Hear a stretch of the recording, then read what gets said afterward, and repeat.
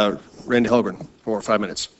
Thank you, Mr. Chairman. Thank you all for being here, and thank you for your input on this very important discussion today.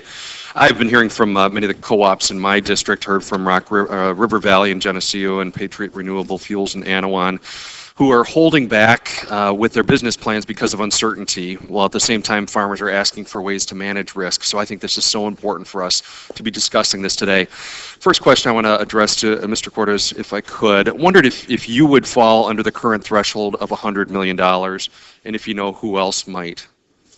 Fall under $100 million? Yeah, under the current level of the $100 million. Yeah, I have to preface the answer a little bit.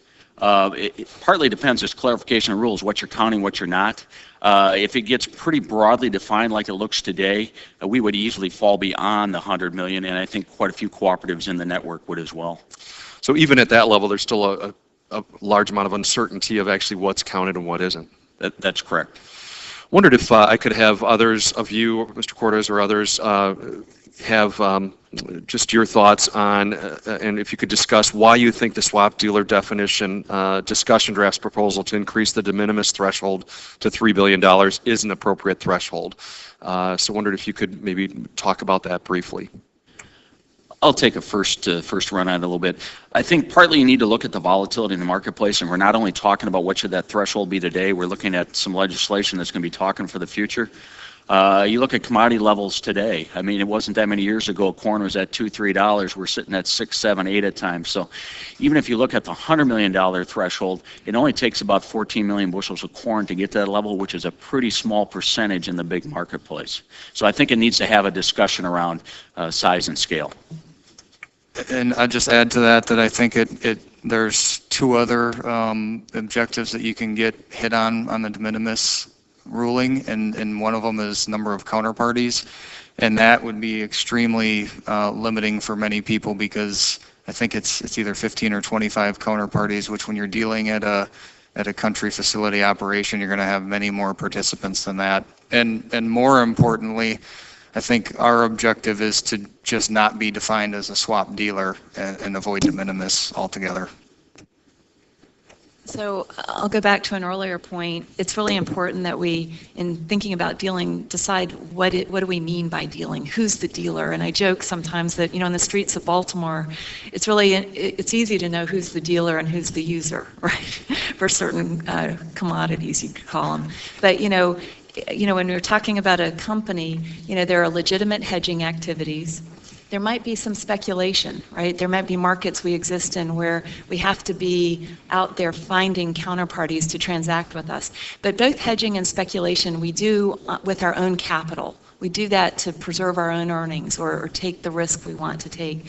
And it's that third category of holding yourself out to a customer and saying, look, we want to be your middleman. We want to earn the spread on a trade that will perform for you, and we'll go offset that risk potentially somewhere else. And so that's that customer trading, that we're really focused on, or transactions. And here, then, the question is 3 billion large enough? And, earlier I was saying that's, 1/1000th of the total size of the U.S. Notional swap market. Is 1/1000th systemic to the economy? I would offer no. Is the right fraction 10 1,000ths, 100 1,000ths? We have to draw a line somewhere. But again, I think it's important.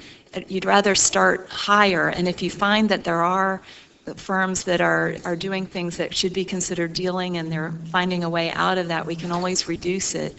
But why start small and create the risk that so many companies get drawn in and either decide not to hedge, not to participate in markets, which would drive down liquidity, and find ourselves in a very different marketplace for our basic food, agriculture, and energy commodities in America. I wonder quickly if someone could address what does the aggregate gross notional measure? Price times quantity. So if you have a contract that has it's covering 100 barrels of oil, There's a price of oil at the time you enter into that contract, and then there's a quantity of oil, right? And that creates a value, and that's your gross notional. And as someone mentioned earlier, commodity prices are highly volatile. Think about oil prices.